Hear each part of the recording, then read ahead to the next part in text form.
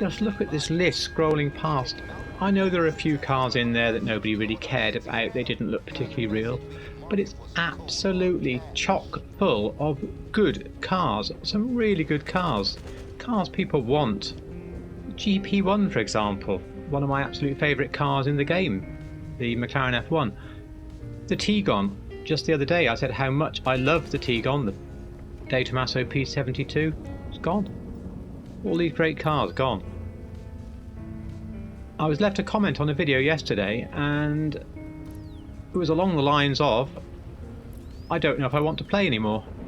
For me, arranging garages like you do is the main fun I have in the game. I have ambitions for certain collections and now they can never be completed.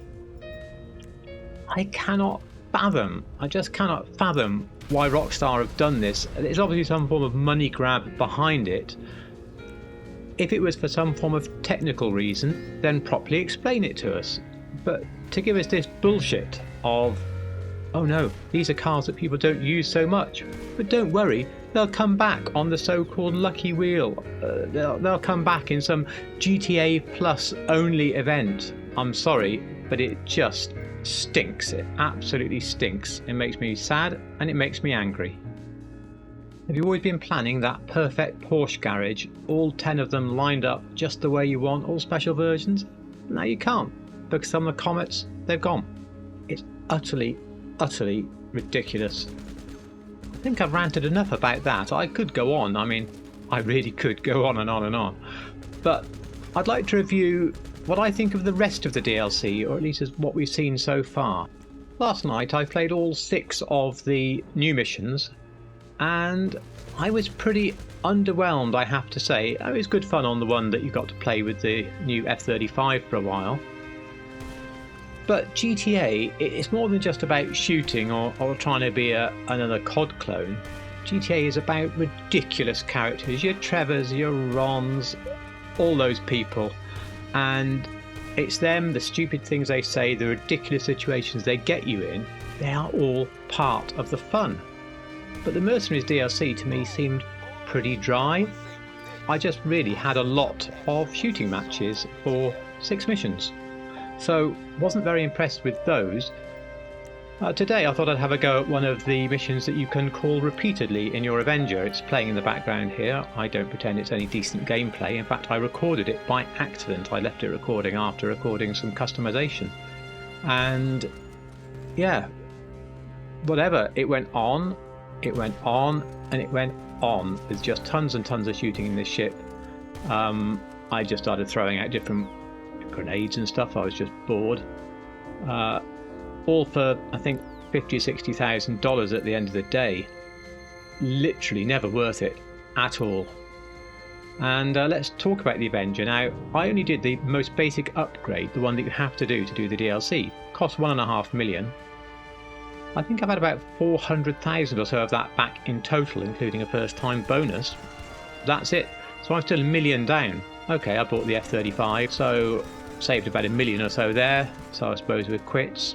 But that's it. There's no big money earning opportunity. And when you contrast this with the last DLC, where you could get yourself an acid lab, you earned a load of money whilst doing the missions for the acid lab, you had more fun while doing the missions, and then you had a really fantastic passive business, one that must have earned me millions and millions and millions.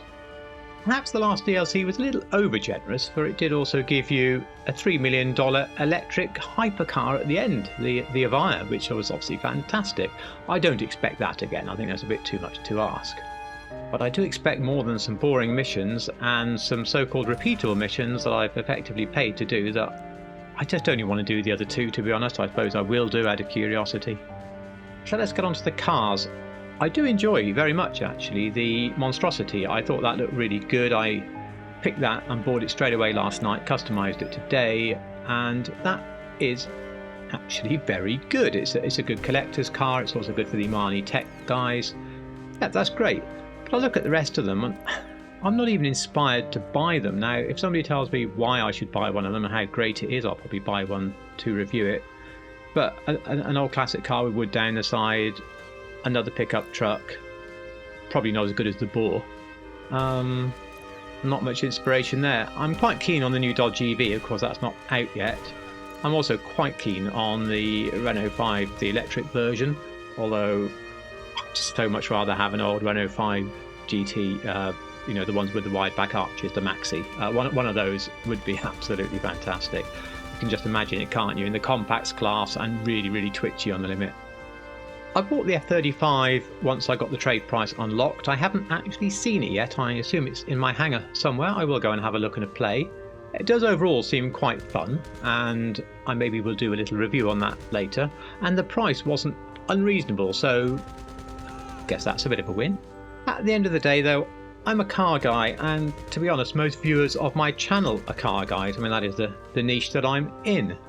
And we love to make these real world cars, the collections and everything else, and Rockstar really have shit on our chips. So from your point of view, if you don't have a car already, you can't complete your collection, and there's not a lot of great new ones to buy to help fill the void. From my point of view, half the reviews I've done already are sort of a waste. I mean, there's still entertainment and build value in them. Thank goodness I do builds, because if they were pure reviews they may as well just be taken down, to be honest with you. But also looking forward, I look at the footage I've already got that I'm intending to do voiceovers and to flesh out with more detail. A lot of that footage, those cars have already gone from the game, so I guess the videos will only appeal to those who happen to already have those cars. And what are we left with otherwise? I think there's some clothing, there's a new gun I think, and a few quality of life improvements. I mean, whoopee-doo. So let's score the DLC. I'm going to go 4 out of 10 for the missions and these 3 new ones. I think I'm being maybe a little bit generous there. I'm going to go 5 out of 10 for the vehicles, because there are 1 or 2 good ones, and there may be some gems yet in the day 1 stuff I haven't discovered. We've got the Armoured Canada coming, and of course we've got the F35, so there's some good stuff there, but there isn't really the breadth of cars that I would have been hoping for. And as for the cars they've removed, minus 20,000 out of 10. So therefore, I think it's fair to say that the whole DLC has scored something like minus 20,000 out of 10. I can't show you the rest of the mission because I really do have to go now, but maybe I could have played it a bit faster, but as it is, I'm not even halfway through. This was pretty much done in one take. It is a bit of a ramble, so please do forgive me that. I would really appreciate a like if you even vaguely agreed with what I said, and I would really appreciate your comments below on what on earth you think of this DLC. And as I haven't had long to play with the day 1 content yet at all, if one of those vehicles I haven't bothered to buy is really, really good, let me know. Tell me why I need to buy it and review it, and I will do just that.